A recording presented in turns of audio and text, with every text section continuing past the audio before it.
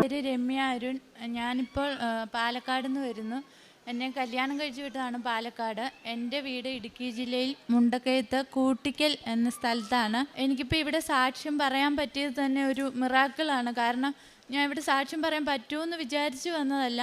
എന്നെ മാതാവ് കയറ്റിയതാണ് ഇപ്പോൾ യാദൃശ്ചികമായിട്ട്. ഞാൻ ആദ്യമായിട്ട് ഉടമ്പടി എടുക്കുന്നത് 2023 ജൂണിലാണ്. ഡേറ്റ് എനിക്ക് ഓർമ്മയില്ല. അപ്പം ഞാൻ ഇവിടെ വരാൻ ഉടമ്പടി എടുക്കാനുള്ള സാഹചര്യം വെച്ചാൽ ഞാൻ പാലക്കാടായിരുന്നപ്പോൾ ന്യൂമോണിയയും കോവിഡും പിടിച്ച് ഞാൻ അവിടെ ഒരു ഹോസ്പിറ്റലിൽ അഡ്മിറ്റായി കിടക്കുമ്പോൾ ഞാൻ ഫോൺ വഴി ഇങ്ങനെ കുറച്ച് സാക്ഷ്യങ്ങളും പിന്നെ ആലപ്പുഴയിൽ ഇതുപോലെ ഉടമ്പടി എടുത്ത് ഇങ്ങനെ നിയോഗം സമർപ്പിച്ചാൽ സാധിക്കുമെന്ന് അങ്ങനെയൊക്കെ കുറേ ഇത് കണ്ടു. അപ്പം ഞാൻ വളരെയേറെ ദുഃഖത്തിലായിരുന്നു അന്നേരം. ഇത് കണ്ട് ഞാൻ അപ്പം ഇങ്ങനെ മനസ്സിൽ പ്രാർത്ഥിച്ചു, മാതാവേ എനിക്ക് ഇവിടെ എത്തിച്ചേരാനുള്ള വഴിയൊന്നും അറിയത്തില്ല, അതിൽ ഞാൻ പാലക്കാടല്ലേ എങ്ങനെ എത്തും? അപ്പം ആലപ്പുഴയിലാണെന്നറിയാം, ആലപ്പുഴ എൻ്റെ അമ്മയുടെ ആൾക്കാരും കാര്യങ്ങളൊക്കെ ഉണ്ട്. പക്ഷേ ഇത് എങ്ങനെ എത്തിച്ചേരും, ഏതുവഴി വരും, അതൊന്നും അറിയില്ലല്ലോ എന്ന് പറഞ്ഞ് അങ്ങനെ പ്രാർത്ഥിച്ചു.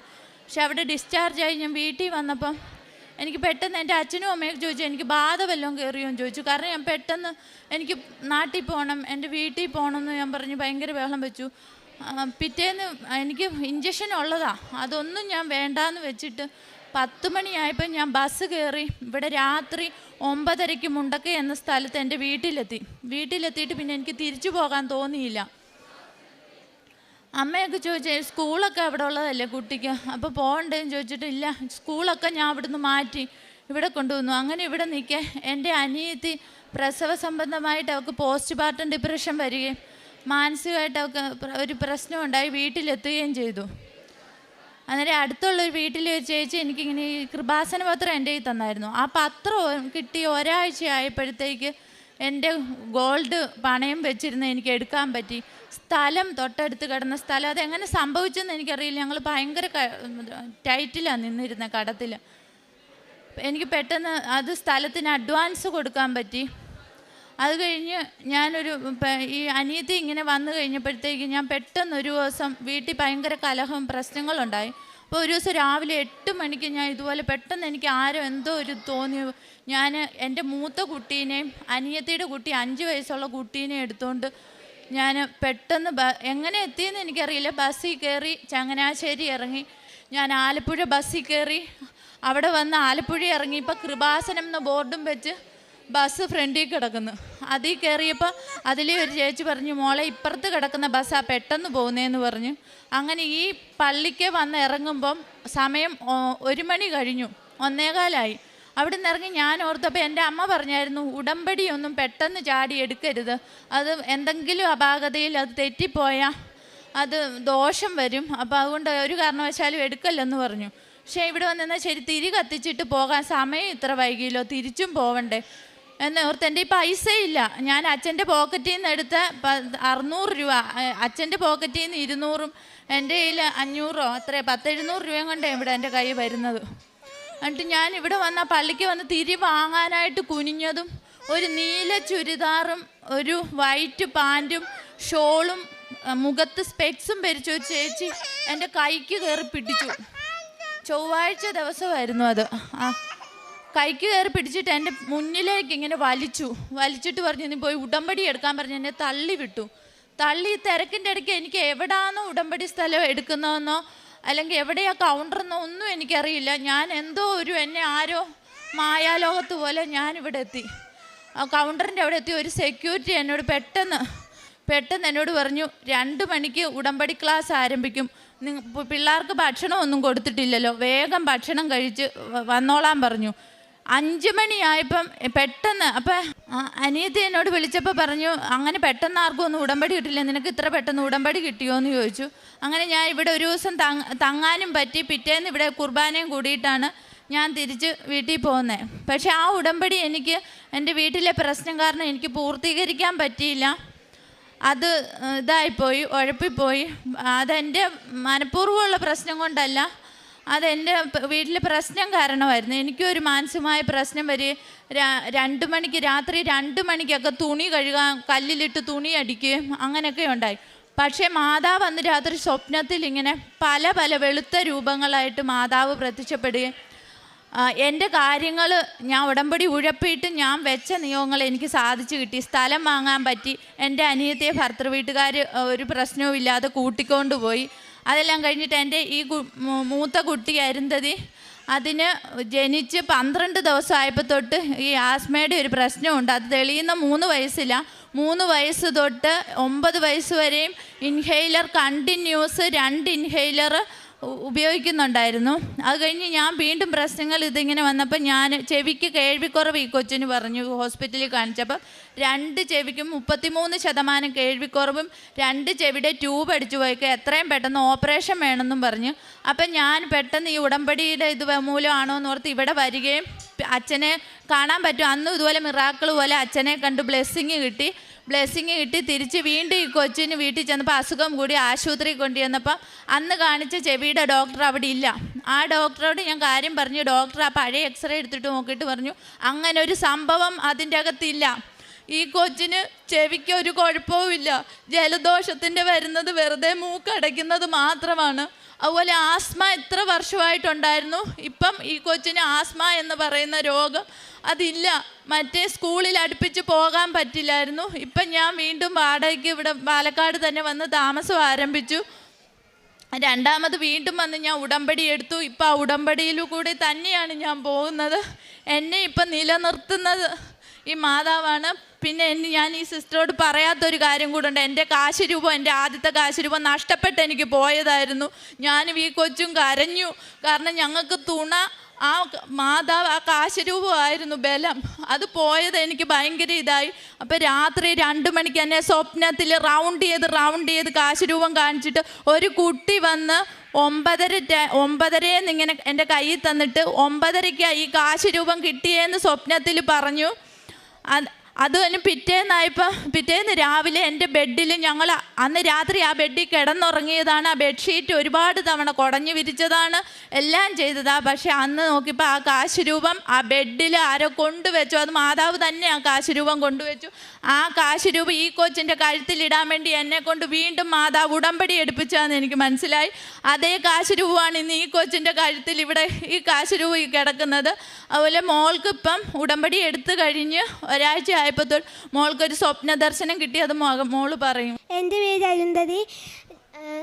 ഞാൻ സ്വപ്നത്തിൽ ഒരു ഗ്രേ കളർത്ത ചുരിദാറും വന്നിട്ട് എന്നോട് പറഞ്ഞു മോള് പ്രാർത്ഥിക്കുന്നില്ലേ, എന്നിട്ട് സാക്ഷ്യം പറയണ്ടെന്ന് ചോദിച്ചു.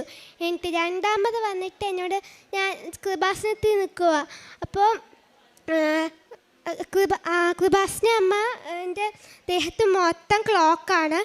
അപ്പോൾ അമ്മ എന്നോട് പറയുന്നുണ്ട് നീ പ്രാർത്ഥിക്കുന്നില്ലേ, ശ്രദ്ധിക്കുന്നില്ലേന്ന് ചോദിച്ചു. അപ്പം ഞാൻ പറഞ്ഞു ഇതിനകത്ത് കൊടുത്തിരിക്കുന്ന സമയം ഏതാണെന്ന് ചോദിച്ചു. അപ്പം അമ്മ പറഞ്ഞു ഇതിനകത്ത് കൊടുത്തിരിക്കുന്ന സമയം 5:07 എന്നാണ്. ഞാൻ മോള് പ്രാർത്ഥിക്കാൻ ഇച്ചിരി മടി കാണിക്കുമായിരുന്നു. അപ്പം ഞാൻ എപ്പോഴും പറയും പ്രാർത്ഥിക്കുമെന്ന് പറയുമായിരുന്നു ഈ ഉടമ്പടി എടുത്തു കഴിഞ്ഞ്.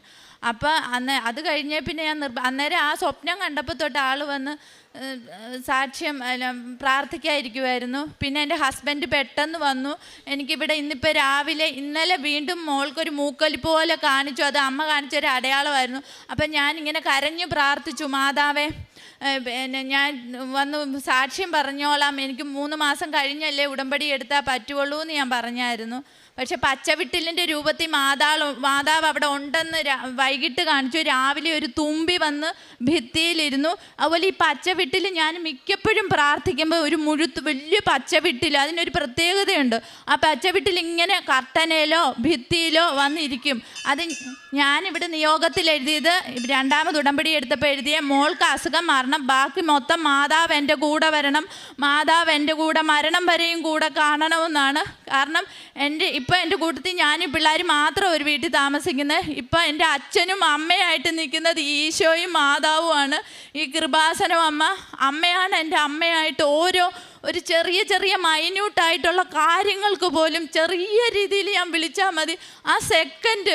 എന്നാൽ ഞാൻ ഒരുപാട് പാപം ഇത് ചെയ്യുന്നുമുണ്ട്. പക്ഷെ എന്നാലും മാതാവ് എന്നെ വിട്ടുപോകുമെന്ന് ഇടയ്ക്ക് തോന്നാറുണ്ട്. പക്ഷെ എനിക്കറിയില്ല, വിളിച്ച് സെക്കൻഡുകൾക്കുള്ളിൽ കാണും. ഈ കൊച്ചിനെ ഹോസ്പിറ്റലിൽ ഞാൻ കയറാത്ത ഹോസ്പിറ്റലുകളില്ല. ഞങ്ങൾക്ക് വീടെന്ന് പറയുന്ന താമസമാക്കിയിരുന്ന ഹോസ്പിറ്റലുകളായിരുന്നു. ആ സ്ഥാനത്ത് ഇപ്പോൾ കൊച്ചു ഡെയിലി സ്കൂളിൽ പോകുന്നുണ്ട്, ബസ്സിൽ പോകുന്നുണ്ട്. മറ്റേ ഒറ്റയ്ക്ക് ഒരു ഓട്ടോയ്ക്ക് ഒരു കുട്ടിയെ തന്നെ പിന്നെ പ്രതിരോധ ശേഷി ഇല്ലാത്തതുകൊണ്ട് പകർച്ച വരാതിരിക്കാൻ വേണ്ടി അങ്ങനെയാണ് വിട്ടുകൊണ്ടിരുന്നത്. ആ സ്ഥാനത്ത് ഇപ്പോൾ കൊച്ചു തിങ്ങി നിറഞ്ഞ ബസ്സിനുള്ളിൽ സ്കൂൾ ബസ്സിൽ അങ്ങോട്ടും ഇങ്ങോട്ടും പോകുന്നുണ്ട്. മറ്റേ ചെണ്ടയ്ക്ക് കൊട്ടുന്ന പോലെ ചുമ വന്നുകൊണ്ടിരുന്നു. ഇപ്പം അതൊന്നുമില്ല. ഇനി കൊച്ചിന് ജലദോഷമുണ്ട്. പക്ഷെ ഇത്ര ദൂരം യാത്ര പറഞ്ഞ് ഈ സാക്ഷ്യം പറയും, ഇവിടെ നിൽക്കുമ്പോൾ ആ കൊച്ചിൻ്റെ ജലദോഷം നിന്നു എന്ന് എന്നോട് പറഞ്ഞു.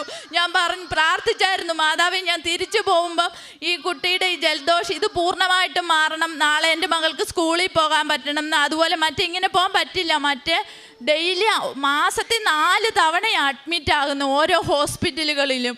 ഇപ്പം അതേ സ്ഥാനത്ത് അഡ്മിറ്റ് ആക്കാതെ മാതാവ് തന്നെ എനിക്കൊരു ആശുപത്രി മരിയൻ സെൻറ്റർ എന്നും പറഞ്ഞ് പാലായിൽ കാണിച്ചു തന്നു. ആ ഡോക്ടർ അവിടെ ചെന്നപ്പോൾ പറഞ്ഞു, ഇത് കുറച്ച് ഉപയോഗിച്ചിട്ട് പിന്നീട് മരുന്ന് നിർത്താം, ഇപ്പം ഇൻഹേലർ അങ്ങനെ തന്നെ പൊയ്ക്കോട്ടെ, അത് മാത്രമേ ഉള്ളൂ, അതെല്ലാം അഡ്മിറ്റ് ആക്കാനൊന്നും പറഞ്ഞില്ല. ആ ഡോക്ടർ പറഞ്ഞ പ്രകാരം ആ ഇൻഹേലർ ഉപയോഗിച്ചു. അത് അസുഖം അഡ്മിറ്റ് ആക്കാതെ തന്നെ ആൾക്ക് മാറി. പിന്നെ എനിക്ക് കൊണ്ടുപോകേണ്ടി വന്നിട്ടില്ല. ഇപ്പം ഡെയിലി സ്കൂളിലും കാര്യങ്ങളിലും എല്ലാം പോകുന്നുണ്ട്. എൻ്റെ മരണം വരെ ഞാൻ ഉടമ്പടി തന്നെയായിരിക്കും. കാരണം എനിക്കിപ്പോൾ തുണ എൻ്റെ അമ്മയായിട്ട് എൻ്റെ മാതാവാണ്. അത് ആരെന്ത് പറഞ്ഞാലും ശരി, അതാണ് എൻ്റെ ജീവിത അനുഭവത്തിൽ നിന്ന് ഞാൻ പറയുക. അതുപോലെ ആദ്യമൊക്കെ എനിക്ക് പത്രം കൊടുക്കാനൊക്കെ മടിയുണ്ടായിരുന്നു. പക്ഷേ ഇപ്പം ഞാൻ ചങ്ങനാശ്ശേരി ടൗണിൽ ഇറങ്ങി ഇവിടുന്ന് കൊണ്ടുപോയ പത്രം ഈ കുഞ്ഞിനെ എളിയത്ത് വെച്ച് ഞാൻ കൊണ്ടു നടന്ന് കൊടുത്തു. അവിടെ മുണ്ടക്കയത്ത് നടന്ന് ഞാൻ തപ്പി ആളെ കണ്ടെത്തി ചോറും പൊതി എനിക്ക് ഒരു പൊതിയെ വാങ്ങിച്ചു കൊടുക്കാൻ പറ്റുള്ളൂ. പക്ഷെ ഞാൻ ഒരു പൊതി ഹോട്ടലിൽ പോയി വാങ്ങിച്ചു കൊടുത്തു. അതുകൊണ്ട് ഞാൻ ഇനി ജീവിതത്തിലുടനീളം അമ്മയെ ധ്യാനിച്ച് അമ്മയുടെ ആ ഒരു പ്രാർത്ഥന എനിക്ക് ഒരു ദിവസം മുടങ്ങിയ. ഇപ്പോൾ 2 നേരം ഞാൻ ഉപവാസം ബുധനും ശനിയും ഞാൻ എടുക്കുന്നുണ്ട്. ഇവിടുന്ന് ഏതെങ്കിലും ഒരു ദിവസം എടുത്താൽ മതി എന്നാണ് പറഞ്ഞത്. പക്ഷേ എനിക്ക് 2 ദിവസവും ഞാൻ അതും വെള്ളം പോലും കുടിക്കാതെ ഞാൻ നിൽക്കും. രാത്രി മാത്രം 6 മണിക്കാണ് ഞാൻ പിന്നെ വെള്ളം കുടിച്ചും ഭക്ഷണം കഴിക്കുകയും ചെയ്യുക. എനിക്കിപ്പോൾ അത് ചെയ്തില്ലെങ്കിൽ എനിക്ക് എന്തോ പോലെയാണ്. കാരണം അമ്മ എപ്പോഴും എൻ്റെ അത്രയും ഞാൻ ഈ കാശ് രൂപ എൻ്റെ കയ്യിലാണ് ഞാൻ തൂക്കിയിരിക്കുന്നത്. എനിക്ക് അമ്മ അതുപോലെ എൻ്റെ കൂടെ ഉണ്ട്. എനിക്ക് അമ്മയെ നഷ്ടപ്പെട്ട എനിക്ക് ജീവൻ പോകുന്ന പോലെ. അതുകൊണ്ട് ഈ കാശ് രൂപ എപ്പോഴും ചിലപ്പോൾ കണ്ടില്ല എനിക്ക് എൻ്റെ ജീവൻ നഷ്ടപ്പെട്ട പോലെ തോന്നും. അതുകൊണ്ട് എന്നും ഞാൻ ജീവിതത്തിലുടനീളം ഉടമ്പടിയിലായിരിക്കും. അമ്മയോടും തിരുകുമാരനോടും 1000 നന്ദി പറഞ്ഞു നിർത്തുന്നു. പുറപ്പാട് 33:19 തിരുവചനങ്ങൾ അരുളി ചെയ്യുന്നുണ്ട്, എനിക്കിഷ്ടമുള്ളവനിൽ ഞാൻ പ്രസാദിക്കും, എനിക്ക് ഇഷ്ടമുള്ളവനോട് ഞാൻ കരുണ കാണിക്കും. കർത്താവിൻ്റെ ഇഷ്ടത്തിനനുസരിച്ച് കർത്താവ് പെരുമാറുമ്പോൾ, അതായത്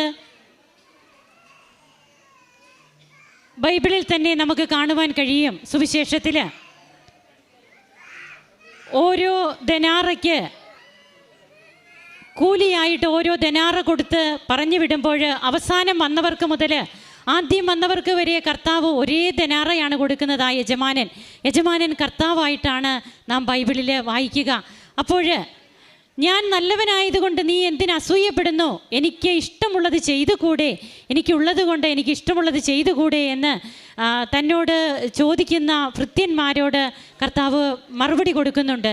അതുതന്നെയാണ് നമുക്ക് ഈ അനുഭവ സാക്ഷ്യത്തിൽ പറഞ്ഞു നിർത്തുമ്പോൾ നമുക്ക് ചിന്തിക്കാനുള്ളത്. അതായത് ദൈവം കൈ തുറന്നു കൊടുക്കുകയാണ്. ഈ മകൾ പറഞ്ഞു, എനിക്കിനി വേറെ ഒരു ചിന്തയില്ല, എൻ്റെ ഈ അമ്മയും ഈശോയുമാണ് എൻ്റെ അപ്പനും അമ്മയും. ഇത് ഈ മകളുടെ സാക്ഷ്യം മാത്രമല്ല, എത്രയോ സാക്ഷ്യങ്ങൾ ഈ കൃപാസന അൾത്താരയിൽ ഇങ്ങനെ പങ്കുവെച്ചുകൊണ്ടിരിക്കുകയാണ്. തൻ്റെ ജീവിതത്തിൽ തനിക്ക് വേറെ ആരുമില്ലാത്ത അവസരത്തിൽ തന്നെ കൈപിടിച്ച് നടത്തുന്നത്, അല്ലെങ്കിൽ തങ്ങളെ കൈപിടിച്ച് നടത്തുന്നത് ജീവിക്കുന്ന ഈശോയും അമ്മയുമാണെന്നുള്ളത്. അതിന് ജാതി മത വർഗ വർണ്ണ വ്യത്യാസങ്ങളൊന്നുമില്ല. ദൈവം എല്ലാവർക്കും വേണ്ടിയിട്ടുള്ളവരാണ്. സകല ജാതികൾക്കും വേണ്ടിയിട്ടുള്ള സന്തോഷത്തിൻ്റെ സദ്വാർത്തയായിട്ട് ഭൂമിയിൽ അവതരിച്ച ദൈവപുത്രൻ ഇന്ന് എങ്ങനെയാണ് കൃപാസനത്തിൽ വന്ന് സാക്ഷ്യം പറയുവാനായിട്ട് ഓരോ മക്കളെ കൊണ്ടുവരുന്നത്. അങ്ങനെ തൻ്റെ കുഞ്ഞിനുണ്ടായ ആ മകൾ തന്നെ സ്വപ്നം കാണുന്നു. ക്ലോക്ക് വെച്ച ദേഹം മുഴുവനും ക്ലോക്കുള്ള മാതാവിനെയാണ് ആ മകൾ സാക്ഷ്യം കണ്ടത്. നമുക്കറിയാം 2004 ഡിസംബർ 7 സമയ ഘടികാരവും നെഞ്ചിൽ ചാർത്തിയാണ് കൃപാസനത്തിൽ അമ്മ സ്വർഗത്തിൽ നിന്ന് ആഗതയാകുന്നത്. ബഹുമാനപ്പെട്ട VP ജോസഫ് അച്ഛന് പ്രത്യക്ഷപ്പെടുന്നത്. ആ അമ്മ ഇന്ന് കുഞ്ഞുങ്ങളെന്നില്ല, വലിയവരെന്നില്ല, എല്ലാവർക്കും അമ്മയുടെ സാന്നിധ്യം നൽകിക്കൊണ്ട് അമ്മ ഓടി നടക്കുകയാണ്. ഇങ്ങോട്ട് ആളുകളെ കൊണ്ടുവരുവാനായിട്ട് തങ്ങളുടെ ജീവിത അനുഭവങ്ങൾ പങ്കുവെച്ച് ദൈവപുത്രൻ മഹത്വപ്പെടുവാൻ വേണ്ടിയിട്ട് അമ്മ ഇറങ്ങി പുറപ്പെട്ടിരിക്കുകയാണ്. അത് തന്നെയാണ് നമുക്കിന്ന് കാണുവാൻ കഴിയുക. അമ്മ പ്രത്യക്ഷപ്പെട്ട ഈ അൾത്താരയിൽ നിന്ന് സാക്ഷ്യം പറയുവാൻ നമുക്കും ഇടയാകട്ടെ. ജീവിതത്തിലെ തൻ്റെ ആ ഡിപ്രഷനിൽ നിന്നൊക്കെ എങ്ങനെ ഈ മകൾക്ക് മോചനം ലഭിച്ചു, തൻ്റെ കുഞ്ഞിന് ഇന്ന് എങ്ങനെ ഹോസ്പിറ്റലുകൾ